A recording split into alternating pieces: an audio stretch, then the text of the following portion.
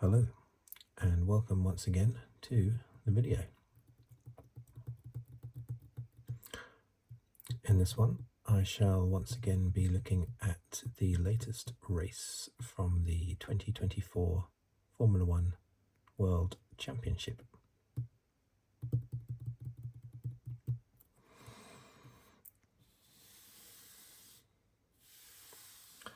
And as you can see, on this occasion I shall be joined by 3 Leclercs for obvious reasons. 2021 Leclerc, 2022 Leclerc, and 2023 Leclerc.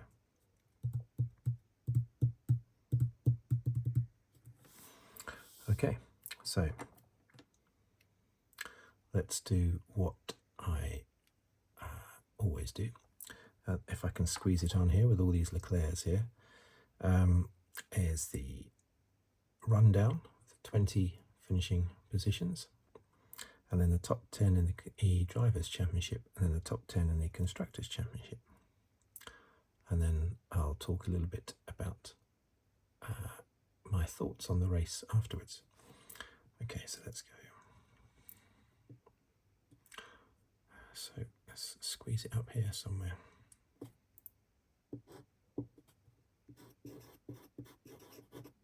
Oh, first, look what I haven't done.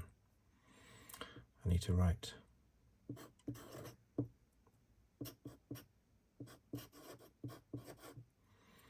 And I always like to put down Monza as well, because such a famous circuit. And I need this to be in focus. Okay, so second was Piastri. Third, Norris. Fourth, Sainz. Fifth, Hamilton. Sixth, Verstappen.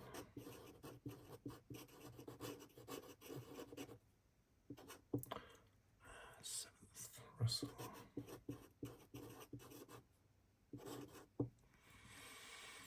Eight, Perez. Let's make sure this is in focus again, because all these cars around, that might knock it out. Ninth, Albon. 10th,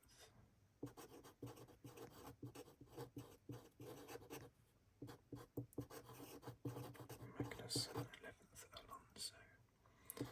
12th, Colapinto.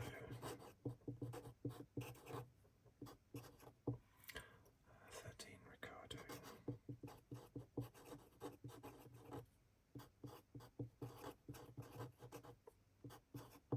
14th, Ocon. 15th, Gasly. 16th,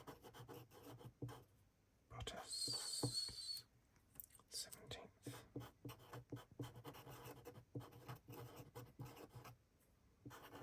Hulkenberg. 18th, Zhou.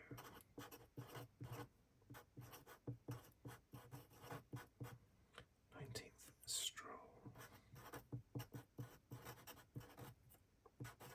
20th, Tsunoda. Okay.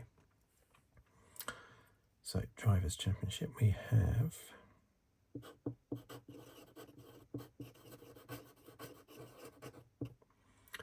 Verstappen 3-0-3.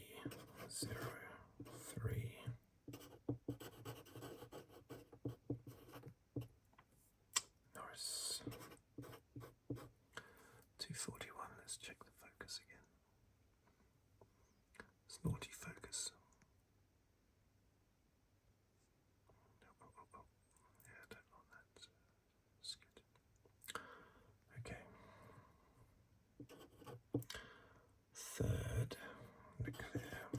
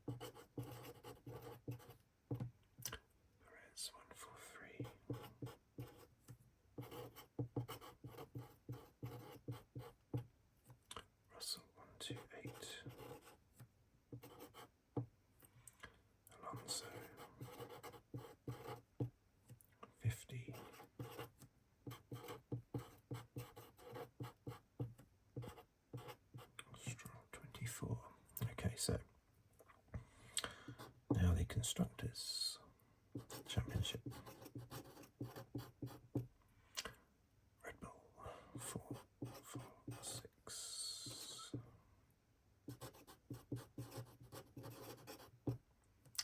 McLaren 4, 3, 8.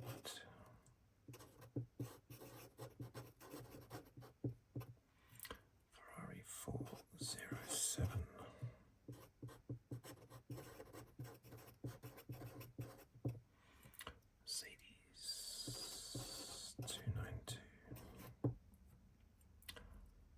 Aston Martin 74, 6th RB 34, Haas 28, Alpine 13.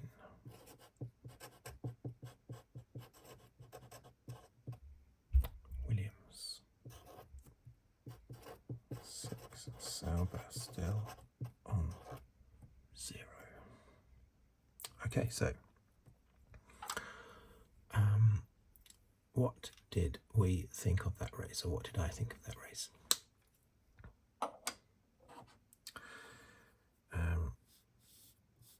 For this one, I actually managed to watch probably half of all the practice, and I watched all the qualifying, and I watched all the race. So, perfect. That was terrible last week that I missed a chunk. Right, so firstly I want to put down the fastest lap. Look at that, Norris once again. Look at him go. Fastest lap on the last lap. I mean, he was beaten most definitely by Piastri in this race. Close, but he was beaten. Piastri had the edge on him throughout the race, but he got the fastest lap right at the end for the second race running, and that's very difficult. Although he was a two-stopper, so it was a bit easier on his tyres, but still, that was amazing that he pinched that on hard tyres. He pinched that off Verstappen right at the end. So he got the point, and Verstappen lost the point, so that was a 2-point swing. Anyway, this race was more about Leclerc and Piastri for me. The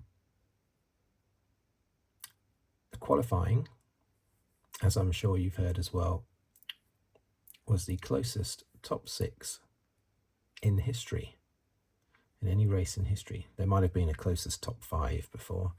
There was certainly a closest top 3, I remember, in 1997, European Grand Prix, 1997, I think. We had 3 drivers with all the same time, basically, at the front of the grid. It's incredible. But this is the closest top 6. And it's fantastic. It's the way, this is what happens when you have a long championship. See, this is why we need 24 races, because different things can happen. If it was a 16 race championship, it would have still been a comfortable win for Verstappen and Red Bull. But because the championship's so long, you've got enough time for things to change. And they really have changed. With firstly, Ferrari seemed to be coming back into it after Monaco. Basically, it looked like Leclerc was going to challenge Verstappen for the championship, and Ferrari were going to challenge Red Bull. Then Ferraris they fell away due to an upgrade that didn't work, and they had to try and reverse engineer the car a little bit, and that was all a bit of a problem. So they fell away. McLaren then suddenly came good after Monaco. So they came charging forward, and now Ferrari have come charging forward. And in amongst all of that, Mercedes have come forward as well, and Red Bull have fallen back. It's fantastic. And that's because it's a long championship. This is why you need a long championship. So many championships have been lost by drivers and teams because they've had an unreliable car in the first few races. In 1991, for for instance. Back then, always 16 races in the year. 1991, Senna won the first 4 races. Mansell in his Williams, Senna in the McLaren. Mansell in his Williams only finished one of those 4 races, second place in Monaco. So after 4 races, it was 10 points for a win back then. So after 4 races, Senna had 40 points. Mansell had 6. Mansell, his car then started to get more reliable, and it was able to show its real pace, and it closed, and he got to within 8 points of Senna after the German Grand Prix. But then a couple of retirements, well, mainly the Belgian Grand Prix, pushed him back again, and he lost the championship by about 16 points, I think, to Senna, and it was all because of those first 4 races. If that had been a 24 race championship, when who knows what might have happened. Mansell might have won the championship, or the McLaren might have come back at the Williams, and Senna might have won the championship. Who knows? But it's always more exciting the longer the championship is.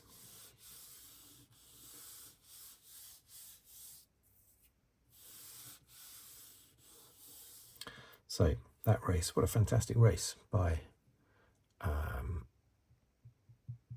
Leclerc and Ferrari to hold on to that one-stop strategy. Yes, they had, they were able to make that call because they weren't leading the race, so it was a little bit of a shot to nothing.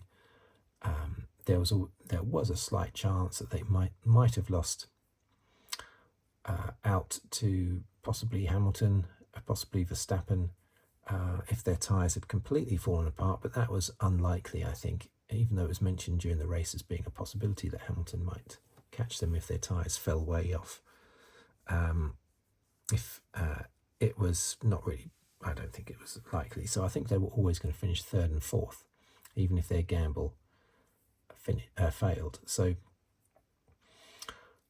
it was a shot to nothing by Ferrari. So I don't know whether you could say it's brave as such. I don't necessarily think it's brave. It would have been more brave if McLaren had done it because they were out front. But anyway, what it was most definitely was a very good drive by both Leclerc and Sainz. Okay, Leclerc had like a 10-second lead over Sainz, didn't he? But Sainz also held on to his tyres extremely well to come home for 4th. He hasn't really been mentioned. It's all been about Leclerc, obviously, because he won the race, but both Ferraris were extremely good. And you have to compliment Ferrari themselves for being very good on their tyres, basically. They've got a car that can treat its tyres well at the moment, which is very good. This is still all in focus, isn't it? I hope. So yeah, Red Bull started on hards. That shows how far they've dropped. That they're starting to experiment. They're trying to go different to the other teams in races to try and do something. That's what a team does when it's struggling to win. It starts experimenting, and they experimented by going on hards. It didn't work for them though. What else? I've written down quite a few notes here, so I'm just going to chop through them. Yeah, Norris, once again, slow at the start. He got to the chicane in first place, but still, both Piastri and, well, not so much Leclerc, but Piastri definitely was all over him, even though he got to that chicane first. I still thought, hang on, he's going to get past. I didn't realise Piastri was going to do it in quite a dangerous way, but I was fully expecting Piastri to get past because Piastri's lightning fast off the starts, and Norris is, as I've said before, I think I could do 0 to 60 faster than him. His starts are terrible from a standing start, but also from a safety car restart or coming out the pits. He's just always slow and takes time to speed up. So I wasn't surprised that Piastri got past. I was just surprised at how aggressive he was. I think the team will say, look, can you not attack each other on the first lap? I think it was a clean overtake. It was a clean overtake, but it was just teammate on just the, third corner of the first lap. That could have all ended in disaster. So I think the team will say, look, we're okay with you overtaking Norris, Piastri, you were faster, that's fine. They were free to race, so that Piastri didn't do anything wrong in that regard, overtaking Norris, because they were free to race. So that's all great, but can you just do it in a not 10 seconds after the start of the race, please? Do it down the straight, It was a tad aggressive by Piastri and could have wiped both of them out. But it was also a very good move as well. But I thought then that Norris was obviously going to come back at Piastri. Gradually throughout the race, Piastri would get slower, like he always does. Norris would get faster, but it didn't happen. This is the first race that I can think of where Piastri has properly beaten Norris. He didn't beat him in Hungary. Norris let him past. So Norris was faster than Piastri in Hungary for most of that race. And I think would have won the race had they not messed up by bringing in Norris first for his pit stop, which then meant he had to give the place back to Piastri later. So this is the first time that I can think of where Piastri has fully beaten Norris, and it's what I expected. I expected this from the start of this year, if not last year, because he came into Formula One, Piastri, with so much hype, just like Antonelli, just like Hamilton. He came in with so much hype, just like Verstappen, that he was expected to do well straight away. Hamilton was on the podium for his first 9 races in Formula One. Piastri I think he's taken part in about 40 races. And this, I think, is the first time that he's properly beaten Norris. And I would have expected that to be sooner, but maybe Piastri is a bit of a slow burner. But very strong performance by Piastri. Anyway, I have to say, Norris was not far behind him, not much slower, but he was slightly slower than Piastri all the way through the race, especially, strangely, towards the end, where Piastri seemed to be able to pull out. Yes, he did have clean air. Piastri had that would have helped a bit. That is true, but I would have still expected, ordinarily, for Norris to have closed him down, like he has done in previous races.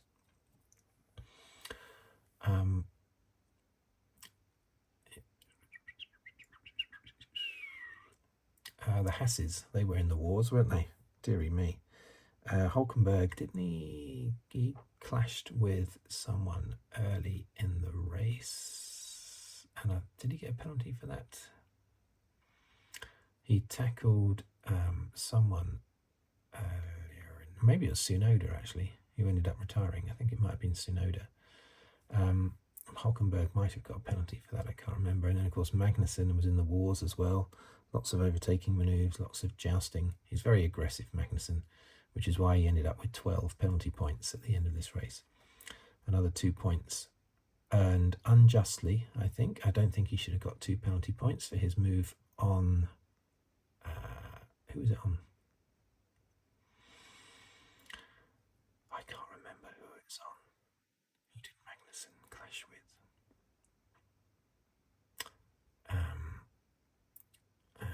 Was it Ricciardo? I seem to think that the 2 Haases clashed with the 2 RBs, but I can't remember who it was. Anyway, Magnussen crashed into someone. Is it Tsunoda or was... No, Gasly. Sorry, Gasly. Of course it was. But Magnussen simply outbraked himself.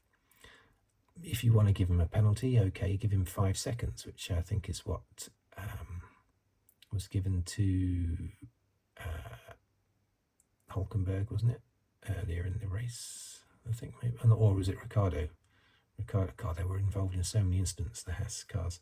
I think Ricciardo did something naughty to Hulkenberg right at the start or something, and Ricciardo got 5 seconds, something like that. Anyway, the big one was Magnussen on Gasly, not because it was a big accident, not because it was particularly naughty, but because of the repercussions.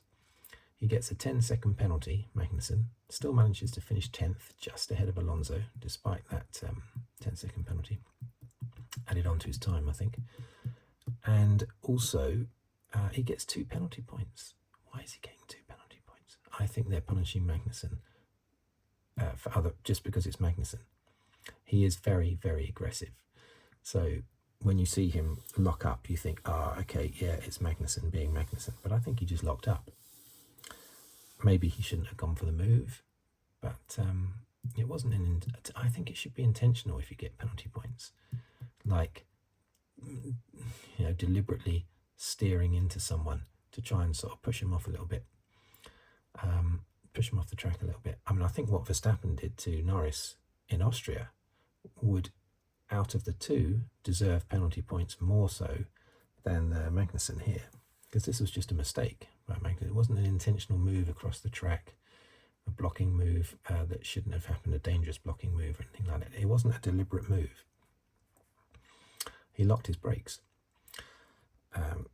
So I think that's harsh. And now, in what is probably his last season in Formula One, for him to miss one of those races, I think is a shame. Russell versus Perez, they were fighting a lot as well. Russell had damaged his car early in the race. Was that the tag with Ricciardo? I'm getting all these drivers mixed up, aren't I? But anyway, Russell. Right at the beginning, actually, didn't he? Going into the first chicane, Russell was taken a little bit by surprise by Piastri moving across on him. Wasn't an unfair move. It wasn't an unfair move by Piastri, but I think that definitely took Russell by surprise. So he ended up going off through the barriers, weaving in and out of the polystyrene blocks. And at some point I think he lost his side front thing. They were saying that he had hit another driver, but I think it was hitting one of the bollards, because he definitely hit the last bollard going through those polystyrene blocks, and I think that's where he damaged his front wing, Russell. But that compromised him for the whole of the rest of the race, unfortunately. But yeah, he had a ding-dong battle with Perez. Now, Perez moved across on Russell. That was dangerous. That was a deliberate move. Perez moved across, squeezed Russell off the track slightly. More dangerous, more deliberate than what Magnussen did. And yet Magnussen gets 2 points. Not that I think Perez should have got 2 points, but out of the two incidents, Perez's one was worse because it was deliberate. Dangerous and deliberate. Okay. So, Ferrari, one stopped. Fantastic performance, that, as I've already said. And this is yet another race. The last 5 races at Monza, Pole has not won. I think it was the last 5 races at Monza and not the last 5 races this year.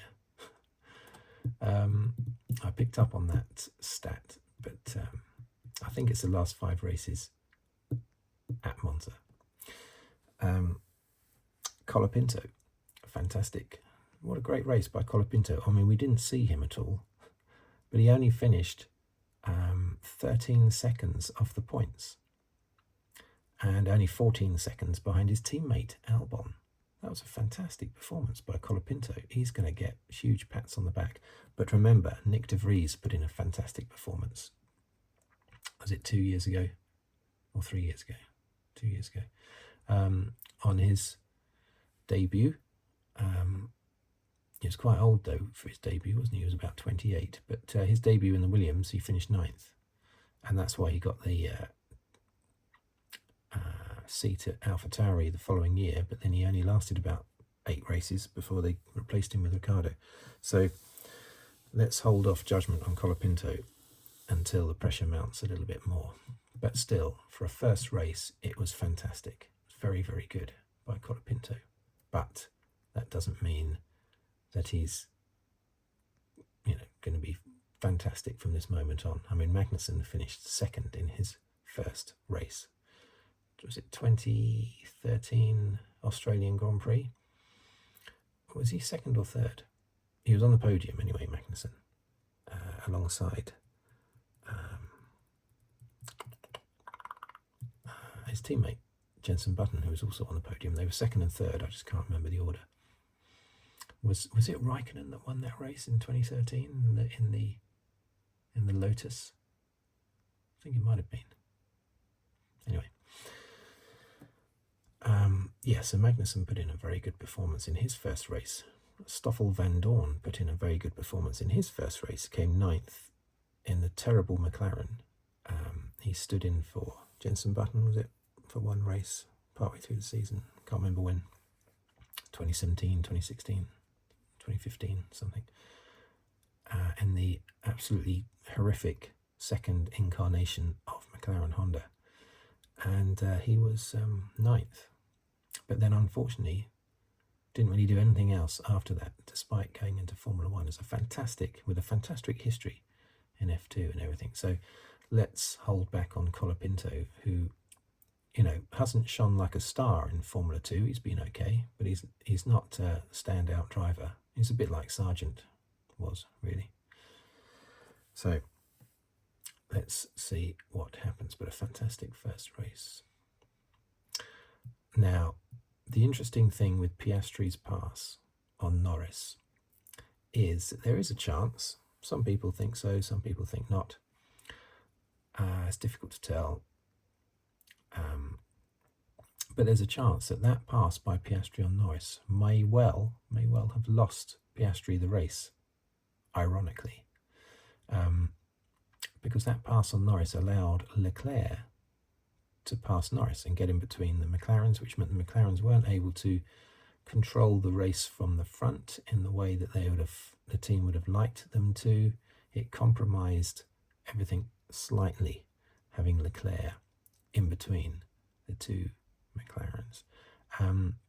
Interestingly, Leclerc doesn't think it would have made a difference. Some people in the paddock think it would have done. Some people think it wouldn't have done. I tend to think it wouldn't have, because it's not like Leclerc was right behind Piastri in the first segment of the race and Norris fell well back. So in other words, had Leclerc been behind Norris, Leclerc would have fallen well back. It wasn't like that. All three of them were quite close together going into the first pit stop.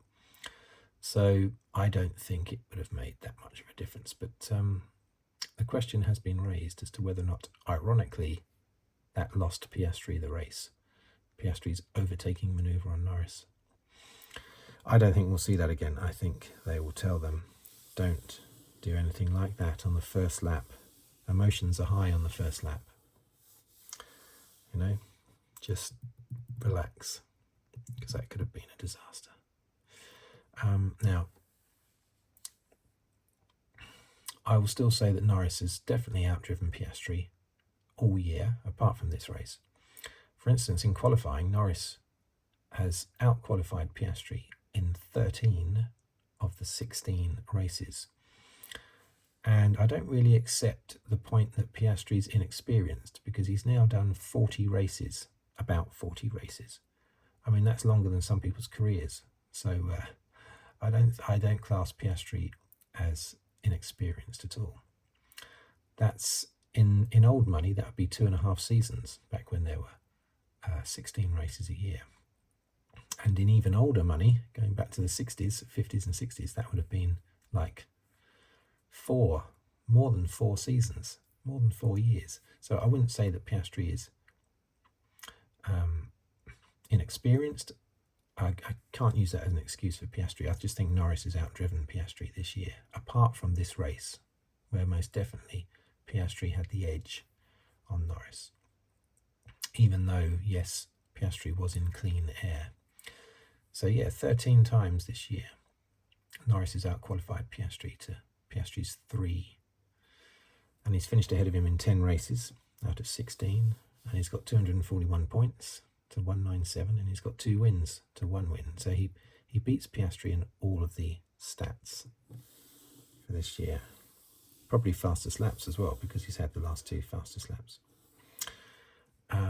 Max was at it again, of course, getting super hyper aggressive. He said, and I'm not quoting, this is sort of paraphrasing, but he said, can the guys in the background wake up I know I'm in a blank position, but, sort yourselves out or something like that. Basically, it might have been a reference to his long pit stop. He had a pit stop that was 4 seconds too long due to a tyre getting stuck. He has no idea if he was referring to that pit stop. He has no idea if that was a fault by the mechanic or some problem with the tyre, like cross-threaded tyre nut or something. Or is he talking about the strategy guys in the background on the pit wall or something, not helping him out with his strategy? I don't know. But anyway, it's a bit rude, I think, to suggest that there are team members who need to wake up. I think they should say back to him, come on, Max, wake up. You're in 6th position. Why aren't you leading? Wake up, Max, You're only 2 places ahead of your teammate, for goodness sake. Wake up. He's so aggressive. He's so out of order, I think, Max. But fantastic driver. Don't get me wrong. I gave him 10 out of 10 halfway through the season, for this season. But he's just too aggressive and needs to criticise himself a little bit sometimes. So he's got 62 point lead in the championship. That's doable. Okay, Norris is still on target to catch Verstappen, especially if it's true what Verstappen says about his car, just falling to pieces from now on to the end of the season, unless there's an upgrade. It's as if he didn't know whether or not there was an upgrade coming. He just said if this car isn't improved with upgrades, then, well, I guess he knows the upgrades are coming, but he doesn't know if they're going to actually work. That's the thing. Then he thinks Norris could catch. I still think Verstappen will win by about 30 points. Is Piastri in the title hunt? I don't think so. He's 44 points behind. Leclerc he's 24 points behind Norris. I think Norris is the only one that's got a chance. But unfortunately, Piastri is close enough that Piastri can say, I'm still in it, so I'm not going to help Norris. Those are the 8 drivers that are still in it. These are the 5 teams that are still in it. Look at that. That's incredible. That's fantastic. Look at that. 446, 438, 407. Just in the last race last week, I wasn't thinking Ferrari were in the championship. And 1 race later, and I'm suddenly thinking they're really in the championship and could easily win it. Even Aston Martin, such a long season that even Aston Martin are still in the championship with the number of races that are left. And it's so amazing. Mercedes have won 3 races, same as Ferrari, and yet only 292 points, and that's because they had such a bad start to the championship. But look at this over here. Look, this is incredible, isn't it? All the points, of course, are scored by the top 4 teams, pretty much. So because of that, the 2 Aston Martin drivers are still holding on to 9th and 10th in the championship. Stroll 10th in the championship, 104 points behind Russell, only 2 places further up in the championship. Hamilton, he's won 2 races, but he just cannot climb up the board for some reason because of he either wins a race or he comes 5th or 6th at the moment. So he's not consistently scoring points, unlike Piastri, who is consistently, we don't think of him as being in the championship, but over the last 5 or 6 races, I forget what the stat is, but it's either 5 or 6, he is joint top scorer with Norris on 84 points. So his strong, consistent scoring, same with Leclerc, and that's why they're not far off the championship hunt. But I think they are still too far away. I wonder at what stage will McLaren start to focus on Norris. This race has not helped, but then again, Piastri only scored 2 points more than Norris. But Piastri's better performance will also cast doubt on McLaren as to whether or not they should favour Norris yet. But at some point they're going to have to, and when they do that, it'll probably be too late. Norris lost 7 points in Hungary, and he also has lost 2 points here.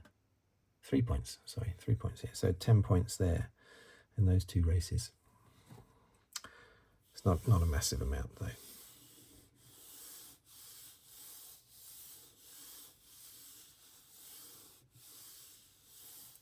I think both Leclerc and Piastri deserve to win this race, both of them equally. Piastri deserved to win it because he was the fastest person on the track. Leclerc deserved to win it because of how well he held onto his tyres and made the strategy work. So, what else do I have to say? I don't think I have anything else to say. No, not really. I still think my favourite for the next race, where is it? Azerbaijan, isn't it? Completely different track, but from what the teams are saying, they're all expecting to be okay at that track, be good at that track. So my favourite is still Norris for Azerbaijan, and we'll see what happens. Basically, I think that's a couple of weeks away, isn't it? A couple of weeks. Okay, thank you for watching. Thank you for listening. If you'd like to subscribe, please do so. If you'd like to leave a comment, please do so, or like the video, or leave a tip in the thanks button below the video.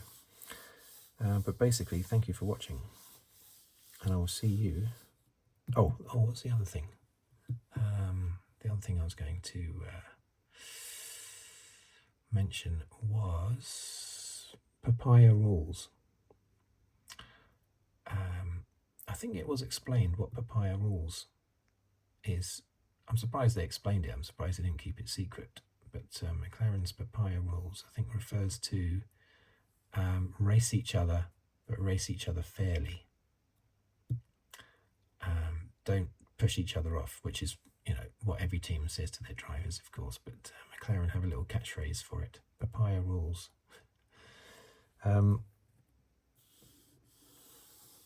But there you go. Okay, so thank you for watching, thank you for listening, and I will see you on the very next video, whatever it may be about. Thank you and goodbye for now.